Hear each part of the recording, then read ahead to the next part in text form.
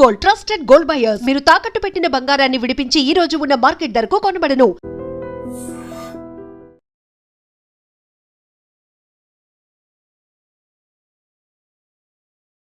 నమస్తే, welcome to I dream. నేను మీ లక్ష్మి. మనతో పాటు డాక్టర్ శ్రీనివాస్ కే సైలస్ గారు కూడా ఉన్నారు.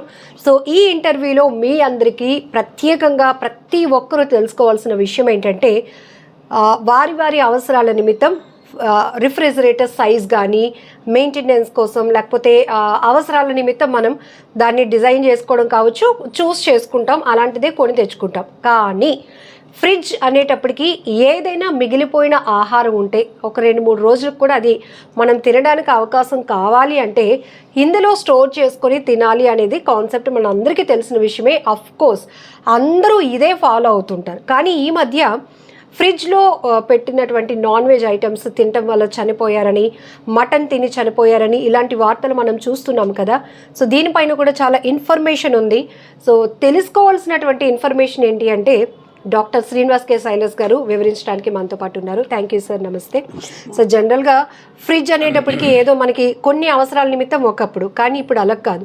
అందరూ బిజీ అయిపోతున్నారు. అన్నీ ఇందులో ఇన్స్టెంట్గా ఉంచుకోవాలి అనేది ఒక కాన్సెప్ట్. మిగిలిపోయిన ఆహారం పడే బుద్ధి ఇది జనరల్గా లేడీస్కి. సో ఇందులోనే దాచుకోవాలి అనే కాన్సెప్ట్. ఏంటి సార్ అసలు ఫ్రిడ్జ్లో పెట్టిన ఆహారం తిరిగి మళ్ళీ కుక్ చేసుకొని తినడం వల్ల వచ్చే అనర్థాలు ఏంటి? అందరికీ నమస్కారం. ఫ్రిడ్జ్ అనేది ప్రతి ఇంట్లో ఇప్పుడు నిత్యావసర సరుకులాగా మారిపోయింది. ఎందుకంటే ఫ్రిడ్జ్ లేనిదే ఇల్లు లేదు. కారణం ఏంటంటే ఈరోజు బిజీ లైఫ్లో భార్యాభర్తలు ఇద్దరు ఉద్యోగాలకు వెళ్ళడం కానీ, పిల్లలు స్కూల్కి వెళ్ళడం కానీ, రేపు ఉదయాన్నే ఎర్లీగా స్కూల్ స్టార్ట్ అవుతుంది కాబట్టి ఎర్లీగా ఆఫీస్కి వెళ్ళాలి కాబట్టి ముందు రోజే వారానికి ఒకసారి మనం షాపింగ్ అంతా చేసుకొని లోపల పెట్టుకొని కూరగాయలను తాజాగా ఉంచుకోవడానికి, లేకపోతే ఫుడ్ని ముందే వండుకొని కొంతసేపు తిన్న తర్వాత అది మిగిలిపోయినటువంటి ఫుడ్ని స్టోర్ చేసుకోవడం అనేది ఈరోజు ఇదేమో ఆశ్చర్యకరమైనటువంటి విషయమే కాదు. ఇన్నిటికంటే ముందు ముఖ్యంగా చెప్పాల్సింది ఏంటంటే విదేశాల్లో అయితే ప్రతి ఆదివారం పెట్టుకున్నటువంటి ఫుడ్ని మరలా శనివారం వరకు ఆ ఫుడ్ని తినాలి. కారణం ఏంటంటే అక్కడ విదేశాల్లో ఉద్యోగాలు చేసేవారు ఉద్యోగ సంస్థలు ఎక్కడ ఉంటాయంటే ఒకవేళ ఇక్కడ వీరుంటే హైదరాబాద్ అంత దూరం, విజయవాడ అంత దూరం ఆఫీస్కి వెళ్ళాల్సి వస్తుంది. ఈ ప్రయాణానికి ఎక్కువ సమయం సరిపోతుంది కాబట్టి వారు వారం అంతా ఈ ఫుడ్ని స్టోర్ చేసుకొని తింటారు. ఇక ఈ మధ్య హైదరాబాద్లో ఒక ఫ్రిడ్జ్లో పెట్టినటువంటి మటన్ కూర తిని చనిపోయినట్టుగా చూస్తూ ఉన్నాం. అది ఫ్రిడ్జ్ తప్పని నేను అనుకోవట్లేదు, అది మనుషులు తప్పే. కారణం ఏంటంటే అమ్మా, ఫ్రిడ్జ్లో R164 R600 అనే ఒక గ్యాస్ నింపుతారు. ఓకే, ఇది ఒక్కసారి మనం చెక్ చేద్దాం సార్. జనరల్లీ ఫ్రిడ్జ్ అనేటప్పటికి మనం ఇది డీపర్ అంటారమ్మా, ఇది సెమీ డీపర్ ఇది. సో అలాగే ఇంకా ఆహార పదార్థాలను షిప్పుల్లోనూ లేకపోతే పెద్ద పెద్ద రెస్టారెంట్స్లోనూ కొన్ని కోల్డ్ స్టోరేజెస్లో ఉన్నవైతే మాత్రం మరీ ఫ్రీజీగా ఉంటాయి అవి. సో ఇది డీప్ ఫ్రీజ్ అంటాం దీన్ని నార్మల్ ఫ్రీజ్ కింద చూస్తూ ఉంటాం. ఇవన్నీ కూడా R164 R600 అనే గ్యాస్ ద్వారా నడుస్తూ ఉంటుంది. ఈ గ్యాస్కి వెనకాల సిలిండర్ ఉంటుంది. ఈ కంప్రెసర్ ఏం చేస్తుందంటే ఈ లోపల ఉన్నటువంటి టెంపరేచర్ని బయటకు పంపించే ఏర్పాటు చేస్తుంది గ్యాస్ ద్వారా. కాబట్టి ఈ టెంపరేచర్ ఎప్పుడు కూడా ఇలాగ ఉంటూ ఉంటుంది. అయితే ఇందులో పెట్టుకున్నటువంటి ఆహార పదార్థాలు పాడైపోవడానికి ఎంత మాత్రం కూడా ఛాన్స్ లేదు. కానీ ఫ్రిడ్జ్ సరైనటువంటి కండిషన్లో లేకపోతే ఖచ్చితంగా ఆహార పదార్థం పాడవుతుంది. ఎందుకంటే సరైన టెంపరేచర్లో మనం ఫ్రిడ్జ్ని ఎప్పుడు సిద్ధంగా ఉంచుకోవాలి. టెంపరేచర్ సరిగ్గా ఉందో లేదో చూసుకోవాలి. అట్లీస్ట్ నెలకు ఒకసారైనా ఫ్రిడ్జ్ని తనిఖీ చేసుకోవాలి. లేకపోతే ఫ్రిడ్జ్ చుట్టూ ఉన్నటువంటి ఈ యొక్క ఏదైతే రబ్బర్ బుష్ ఉందో ఈ బుష్ ఏం చేస్తుందంటే బయట ఉన్నటువంటి టెంపరేచర్ లోపలికి వెళ్లకుండా, లోపల ఉన్నటువంటి టెంపరేచర్ బయటకు రాకుండా ఇది చాలా ప్రొటెక్టివ్గా ఈ విధంగా ఉంచుతుంది అనమాట. చూసారా, ఇది ఇలా వేసేటప్పుడు టప్ అనే శబ్దం వస్తుంది. ఇది చాలా గ్రిప్తో పట్టుకుంటూ ఉంటుంది. కొన్నిసార్లు మనం అన్నీ గమనిస్తాం కానీ ఈ రబ్బర్ని గమనించాం. ఈ రబ్బర్కి అధికంగా డస్ట్ పెట్టడం వల్ల కానీ, లేకపోతే ఫుడ్ పార్టికల్స్ ఈ పక్కల సందుల్లో దాక్కోవడం వల్ల కానీ, ఈ రబ్బర్ సరిగ్గా అతుక్కోకపోవడం వల్ల బయట నుంచి వెళ్ళే టెంపరేచర్ లోపలికి ఎంటర్ అయిపోయి ఫుడ్ పాడైపోయే ఛాన్స్ ఉంది. నేనేమంటానంటే హైదరాబాద్లో జరిగినటువంటి సంఘటన ఎలా జరిగి ఉంటుందంటే, నేనేమనుకుంటున్నానంటే అమ్మా, హైదరాబాద్లో జరిగినటువంటి సంఘటన మాంసాన్ని తీసుకొచ్చినప్పుడు సో ఫ్రిడ్జ్లో పెట్టినప్పుడు ఫ్రిడ్జ్ సరిగ్గా పని చేయకపోయి ఉండొచ్చు అని నా ఆలోచన. పని చేయకపోవడం వల్ల. రెండోది, మాంసం ఎక్కడి నుంచి తెచ్చారు అనేది ప్రశ్న. ఎందుకంటే మాంసం రెస్టారెంట్ నుంచి కానీ, భోజనాల దగ్గర నుంచి కానీ, ఫంక్షన్స్ దగ్గర నుంచి తెచ్చేటప్పుడు ఒక విషయాన్ని మాత్రం జాగ్రత్తగా ఉంచుకోవాలి. ఇంటిలో భోజనం వండుకునేటప్పుడు మనం ఎప్పుడు కూడా టేస్టింగ్ సాల్ట్ అనేది వాడం, కొన్ని ఎసెన్షియల్స్ వాడం. కారణం ఏంటంటే మనం ఇంట్లో తింటున్నాం కాబట్టి సేఫ్గా ఉండాలి, ఆరోగ్యదాయకంగా ఉండాలి కాబట్టి. అయితే మీ అందరికీ చెప్తున్నది ఏంటంటే, ఈ ఫుడ్ ఒకవేళ రెస్టారెంట్ నుంచి కానీ లేకపోతే భోజనాల దగ్గర నుంచి కానీ తెచ్చినప్పుడు అందులో టేస్ట్ కొరకు కొన్ని ఎసెన్షియల్స్ ఎక్కువ కలుపుతూ ఉంటారు. దాంతోపాటు ఫుడ్ యాసిడ్స్తో పాటు మరికొన్ని ఏమంటారు టేస్టింగ్ సాల్ట్ అని రుచి కొరకు కలుపుతూ ఉంటారు. ఇది ఇన్స్టాంట్ రుచిని ఇస్తుంది. కానీ ఈ టేస్టింగ్ సాల్ట్ వేసినటువంటి ఫుడ్ పదార్థాలను ఎక్కువసేపు స్టోరేజ్ చేస్తే అవి పాయిజన్ అయ్యే ఛాన్స్ ఉంది అనమాట. కార్బో పాయిజనస్ స్టార్ట్ అవుతూ ఉంటాయి. ఎందుకంటే ఫుడ్లో ఒక రకమైనటువంటి బ్యాక్టీరియా ఫామ్ అయి నెమ్మదిగా అందులోంచి ఒక ఫ్లైయర్ లాగా తయారై అది విషపూరితం అవుతుంది. అదే జరిగి ఉంటుంది అనుకుంటున్నాను తప్ప. సో డాక్టర్ గారు, రెగ్యులర్గా మీరు చెప్పింది వ్యాలిడ్ పాయింట్. మనం ఇంట్లో మెయింటైన్ చేసిన ఫ్రిడ్జ్లో మనం ఇంట్లో వండుకున్న వాటిలో ఎలాంటి టేస్టింగ్ సాల్ట్ కానీ కలర్ ఎసెన్షియల్ ఏమి వాడం కాబట్టి అది మనం స్టోర్ చేసుకుంటే, అంటే అందరికీ డౌట్ వస్తుంది, రోజు మనం అలాగే తింటున్నాం కదా, ఇదేదో ప్రత్యేకంగా వింతగా చెప్తూ ఉంటారు. కానీ చాలామందికి రెస్టారెంట్లో తెచ్చుకున్నటువంటి ఫుడ్ ప్యాకెట్స్లో ఫుడ్ మిగిలిపోయినా అది కూడా స్టోరేజ్ చేసి నెక్స్ట్ డే తినడం అలవాటు చేసుకుంటారు. అలానే మీరు చెప్పినట్టు ఫంక్షన్స్కి వెళ్ళినప్పుడు దగ్గర బంధువులు అయితే ఏదైనా మిగిలిపోయిన ఫుడ్ పడేయడం ఇష్టం లేక దగ్గర బంధువులకి షేర్ చేస్తారు దాన్ని, అది కూడా ఫ్రిడ్జ్లో పెట్టుకొని తినడం. అంటే బయట వాళ్ళు ప్రిపరేషన్ అనేది డిఫరెంట్ మెథడ్లో. ఎగ్జాక్ట్లీ. ఏదైతే వ్యాపార సంస్థల ద్వారా జరుగుతున్నాయో ఫుడ్ కోర్ట్స్లో కానీ, హోటల్లో కానీ, లేకపోతే భోజనాలు పెడుతున్న దగ్గర వారు అధికమైనటువంటి టేస్ట్ కొరకు కొన్ని వస్తువులను ఎక్కువగా కలుపుతారు. అందులో ఫుడ్ యాసిడ్స్తో పాటు మరికొన్ని ఎసెన్షియల్స్. అలాగే మనం రెగ్యులర్గా వండుకున్న ఫుడ్లో జీడిపప్పు వేయంగా, కానీ జీడిపప్పు ఎక్కువ శాతం దాంట్లో పౌడర్గా వేస్తారు. జీడిపప్పు కూడా చాలా తొందరగా పాడైపోయే లక్షణం కలిగింది కాబట్టి పప్పు దినుసులు ఏమైనా చాలా తొందరగా పాడైపోయే లక్షణాలు కలిగినవి.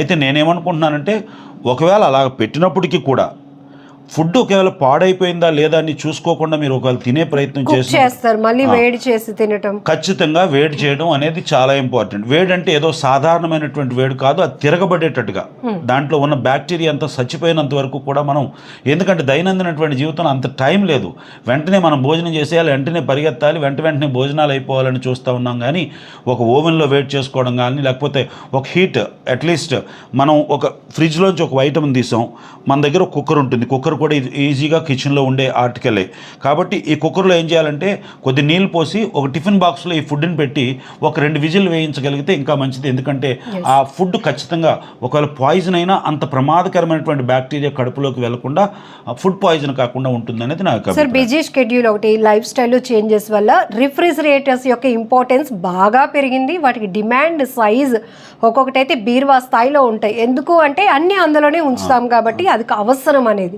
సో ఏవి ఉంచవచ్చు, ఏవి ఉంచకూడదు. ఆల్రెడీ మనం ఫుడ్ కంటైనర్స్ అనేటప్పటికి ప్లాస్టిక్ మెటీరియల్ వాడకూడదు అంటాం. అదే ప్రమాదం అనుకుంటే మళ్ళీ అందులోనే పెట్టి ఫ్రిడ్జ్లో పెట్టేస్తుంటాం. ఉదాహరణకు ఒక ప్లాస్టిక్ బాటిల్ నాకు చూపిస్తే ఒక విషయం చెప్తాను మీకు. ఉదాహరణకు ఒక ప్లాస్టిక్ బాటిల్తో మనం ఈ డీప్ ఫ్రిడ్జ్లో ఒక వాటర్నో లేకపోతే కూల్ డ్రింక్నో పెట్టాం. ఈ కూల్ డ్రింక్లో పెట్టినప్పుడు ఈ డీప్ ఫ్రిడ్జ్ ఏం చేస్తుందంటే దీన్ని ఐస్ కట్టిస్తుంది. ఐస్ కట్టించినప్పుడు దీంట్లో కొంత గ్యాస్ ఉంటుంది, ఎందుకంటే పూర్తిగా నింపి పెట్టం, ఏమాత్రమైనా మనం ఖాళీగా ఎక్కడో ఖాళీగా ఉంటుంది. సో ఏమవుతుందంటే ఈ ఐసు ఈ లోపల ఉన్నటువంటి వాటర్ని కానీ లేకపోతే లిక్విడ్ని కానీ కంప్రెస్ చేసినప్పుడు ఈ వాటర్ బాటిల్ పగిలిపోయే ఛాన్స్ ఉంది. ఈ బాటిల్లో ఉన్నటువంటి కొంత ప్లాస్టిక్ నీటిలో కానీ ఆ పదార్థంలో కానీ చేరే ఛాన్స్ ఉంది. ఎట్టి పరిస్థితుల్లో కూడా ప్లాస్టిక్ బాటిల్ని డీప్ ఫ్రిడ్జ్లో పెట్టి తాగడం అంత శ్రేయస్కరం కాదు. ఇంకో మాట చెప్తున్నాను, ఇది ఎప్పటికైనా పగిలిపోయే ప్రమాదం కూడా ఉంది. డీప్ ఫ్రిడ్జ్లో కొంత సమయాన్ని మాత్రమే ఉంచడానికి పనికొస్తుంది తప్ప అంతకంటే ఎక్కువ సమయాన్ని డీప్ ఫ్రిడ్జ్లో ఉంచడం అంత మంచిది కాదు. ఒకటి. రెండోది, ఫ్రిడ్జ్లో పెట్టకూడనటువంటి వస్తువులు ఫ్రిడ్జ్లో పెట్టకూడనివి. మిల్క్ ప్రొడక్ట్స్ అన్నీ ఫ్రిడ్జ్లో పెట్టే తినాలి. కారణం ఏంటంటే మిల్క్ ప్రొడక్ట్స్ చాలా తొందరగా పాడైపోయే ఛాన్స్ ఉంది కాబట్టి మిల్క్ ప్రొడక్ట్స్ అన్నీ పెట్టాలి. ఫ్రూట్స్లో పెట్టకూడనివి ముఖ్యంగా అరటిపళ్ళు. అలాగే కాయగూరల్లో పెట్టకూడనివి బంగాళదుంపలు, ఏమంటారు ఉల్లిపాయలు. ఇలాంటి వస్తువులు ఖచ్చితంగా పెట్టకూడదు. పెట్టి తినడం వల్ల ఏమవుతుందో తెలుసా, చాలా తొందరగా ఫంగస్ ఫామ్ అవుతుంది.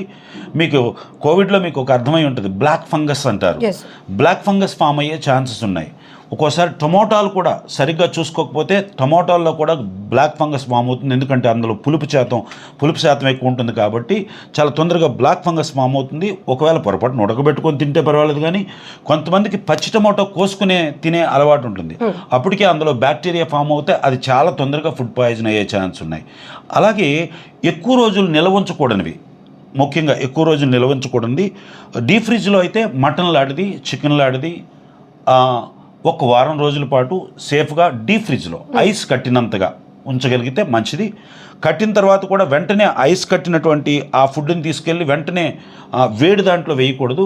అది కొంతసేపు 2 hours 1 hour అది ఐస్ గడ్డ కరిగిపోయినంత వరకు మనం బయట ఉంచుకోవడం వల్ల దాని మీద ఉన్నటువంటి ఆ బ్యాక్టీరియా ఫార్మేషన్ తగ్గుతుంది. కొంతవరకు ఆక్సిజన్తో మిక్స్ అయ్యి అది మంచి ఆహారంగా మారే ఛాన్స్ ఉంటుంది. అది విషయం. అయితే శాశ్వత కాలం పెట్టకూడదు. మష్రూమ్ ఎక్స్పైరీ డేట్ కంటే మనం ఎట్టి పరిస్థితుల్లో కూడా ఎక్స్పైరీ డేట్ అయిపోయిన తర్వాత మనం ఫ్రిడ్జ్లో ఉంచి తినడానికి అసలు హక్కే లేదు. రెండోది పన్నీర్ని అసలు ఎట్టి పరిస్థితుల్లో కూడా ఎక్స్పైరీ డేట్ అయిన తర్వాత ఫ్రిడ్జ్లో పెట్టినా సరే ఎక్స్పైరీ డేట్ అయిపోయిన తర్వాత దాన్ని పడేయడం శ్రేష్టం తప్ప దాన్ని తినడం వల్ల 90% ఫుడ్ పాయిజన్ అయ్యే ఛాన్స్ ఉంది. అయ్యో అది కాస్ట్లీ వస్తువు కదా, పాడైపోద్దని వండుకొని తిందాం అనుకుంటే ఖచ్చితంగా దానివల్ల అధిక ప్రమాదం. అసలు నాన్ వెజ్ కంటే చాలా తొందరగా ఫుడ్ పాయిజన్ అయిపోయే పదార్థాల్లో పాల పదార్థాలు చాలా తొందరగా పాడైపోతుంటాయి. కాబట్టి ఇలాంటి వాటిని మనం జాగ్రత్తగా ఉంచుకోవాలి. సో దేనికి ఏ పర్పస్లో ఏవి ప్రిజర్వ్ చేసుకోవచ్చో అవి మాత్రమే తగు మాత్రం వండుకొని ఎప్పటికప్పుడు తినేయడం అత్యంత శ్రేయస్కరం, ఆరోగ్యకరమైనటువంటి సూత్రం.